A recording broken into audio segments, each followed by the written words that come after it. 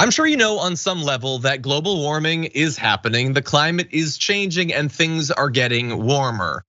But it probably seems a little bit abstract, right? I mean, things will get hotter, I guess. Maybe I'll switch to linen shirts or something. No, that is not going to do it.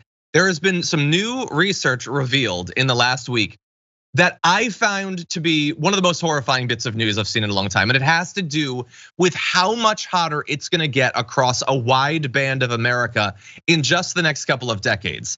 So you can take a look at this. The full details are available in analysis in the Washington Post. What you're seeing in that map is a projection for 2053. We're talking about just 3 decades from now. It is the number of days with dangerous heat levels above 100 degrees Fahrenheit. The darkest color, that is 90 days. And we're talking about per year. It's not like there are that many hundreds of days in a year, and that is over 100 degrees. But it gets even worse. So right now, there's an estimated 46% of Americans who have to endure each year at least 3 consecutive days of 100+ degree heat. So think about a heat wave, 3 days in a row of it being more than 100 degrees. Almost half of Americans have to endure that. That's gonna go up to 63% of the population in just 3 decades. It will be a good bit, the majority. In the South, global warming is expected to deliver an average of 20 extra days of triple-digit heat each year. In some states, like Texas and Florida, they're gonna see 70 consecutive days of over 100 degrees Fahrenheit. More than 2 months with unrelenting triple-digit weather. And that's in general. There are some areas where it's gonna be even worse. Specifically, in Miami-Dade County, they're expecting 50 days of a heat index above 100 degrees, moving up to 91 days by 2053. That one area, like you think you're gonna be going to the beach? You're not gonna be able to stay on the beach. The beach is gonna eat you up.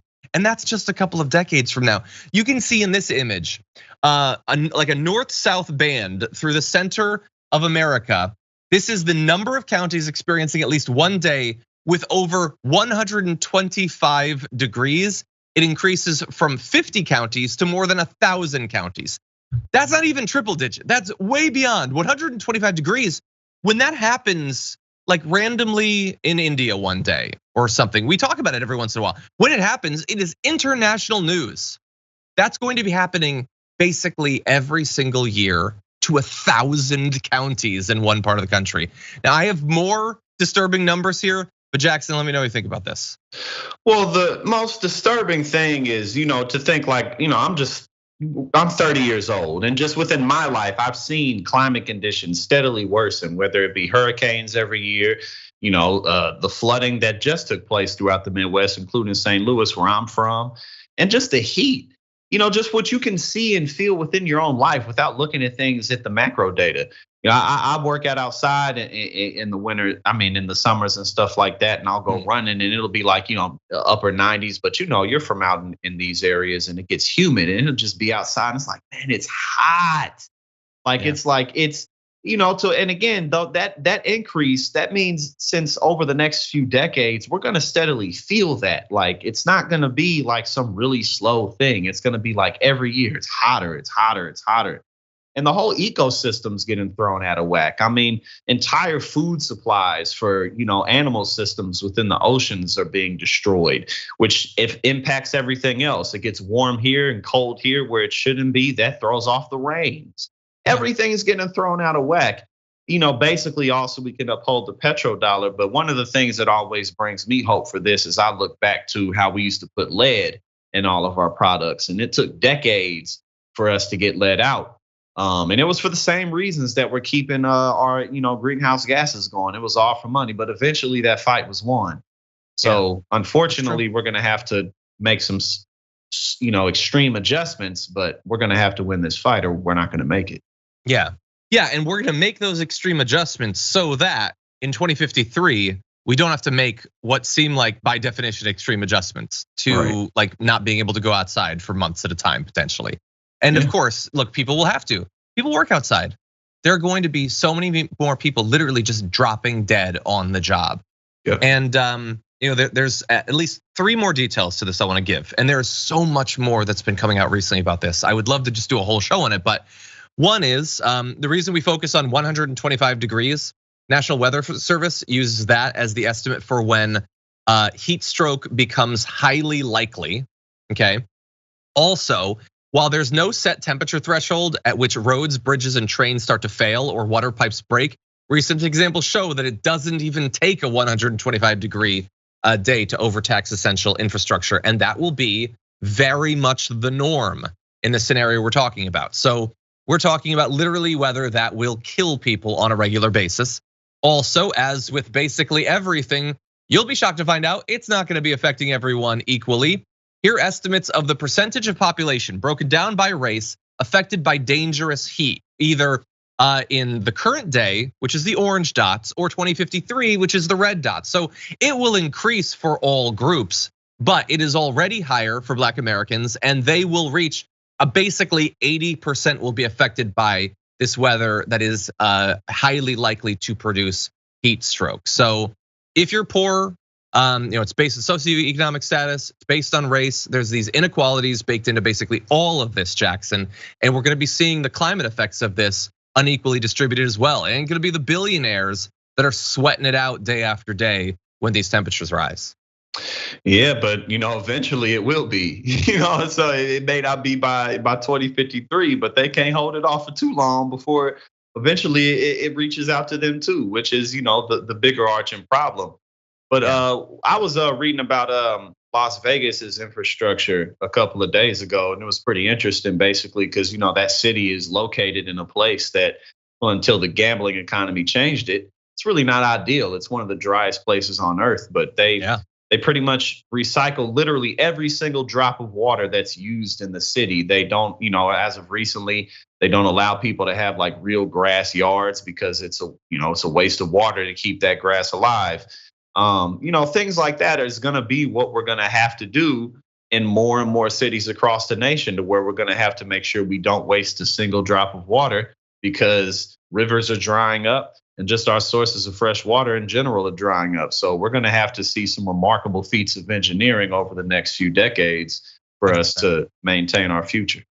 No, you're totally right. And that is why when they talk about things like the Green New Deal as being radical, like, that makes me feel rage. This is radical, okay? Producing a country that can't sustain human life is radical. Spending money to fix it is not radical, that's necessary. Yep. There's one more detail. So you might think, well, okay, hot during the day, but it'll be dark eventually, it'll be night, everything cools off. Well, right now it does. But take a look at this information for what's gonna happen at night. When looking at a more middle of the road forecast for future climate change, this is not the extreme case of what might happen. This is a middle of the road conservative estimate. Hot nights become 76% more frequent by the end of the century. The average intensity of a sweltering night doubles from less than 69 degrees Fahrenheit nice to 103.5 degrees Fahrenheit. At night, over 103 degrees frequently.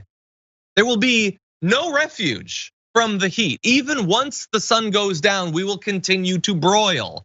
And by 2100, the risk of death from excessively hot nights is expected to grow 6-fold compared to 2016, even under the most optimistic predictions of future global warming.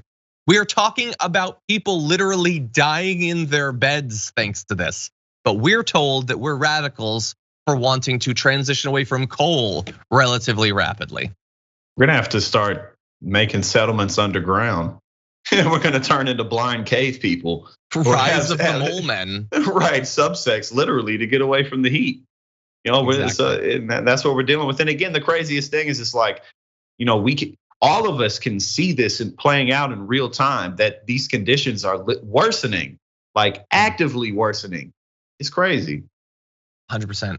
Yeah, and look, in theory, the rich will be affected, but I just see them building their like massive billionaire arcologies, their habitats where they are born, live, and die in air conditioning, walled off from the rest of the world, using telepresence and remote work, sending out the peasants to do their bidding out in the scorched wasteland that is the East Coast. And their structures just take care of themselves, and they don't even have to worry about it. It's like, oh, yes, we've had this technology for many centuries now. yeah, and it occurs to me that I regularly write science fiction literature. I should probably start writing something like that. But anyway, although I guess that's kind of Elysium in some ways. Anyway, when you said arcology, I was like, that's what you said, arcology. I was like, oh, okay, yeah, just devastating. There's so much more information. If you want to, everybody out there, if you're interested in this, on the hot nights, amazing new studies recently. The Washington Post breakdown of this, I think they're calling it like an extreme heat band across America. There's so much more.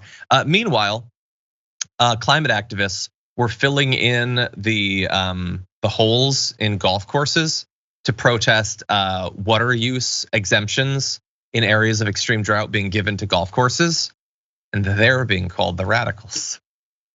Okay. Right. But I mean, that's practical though. I mean, this is water that's can potentially keep us alive. That's keeping this grass alive, just so it looks nice for rich people to play golf on. They could play on turf. Exactly.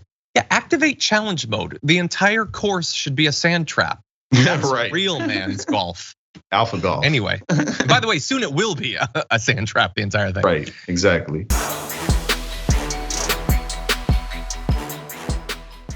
Check out the Damage Report podcast each day, wherever you get your podcasts, whether Pocket Casts or Stitcher or iTunes.